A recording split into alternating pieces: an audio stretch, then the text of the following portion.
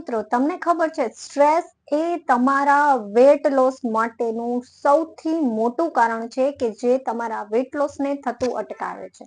શું તમને પણ સ્ટ્રેસ છે?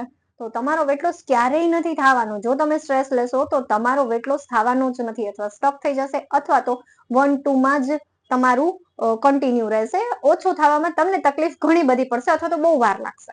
ખાસ કરીને તમે ગમે તેટલું ફૂડ કંટ્રોલ કરશો, જંક ફૂડને અવોઇડ કરશો, સ્વીટ્સ અવોઇડ કરશો, પ્રોપર મેન્ટેન ફોલો ડાયટ કરશો, એક્સરસાઇઝ, વર્કઆઉટ, યોગા કંઈ પણ કરી લેશો, પણ જો સ્ટ્રેસ હશે તો વેટ લોસ કરવો મુશ્કેલ છે. ખાસ કરીને સ્ટ્રેસના કારણે આપણી બોડીને જે ઇમ્પોર્ટન્ટ ન્યુટ્રિશન છે ને, એ સ્ટ્રેસના લીધે નાશ પામી જાય છે. તો આપણી બોડીને પ્રોપર ન્યુટ્રિશન મળતું નથી. તમારા બોડીને vitamin B9, B6, B12, B1, B2 આવા ઘણા બધા વિટામિન્સ છે જે નાશ પામે છે, જે બોડી માટે બહુ જરૂરી હોય છે. અને જ્યારે બોડીને આ બધું ન્યુટ્રિશન બોડી ખાલી ને ખાલી તમારા ખોરાકમાંથી લેતી હોય છે.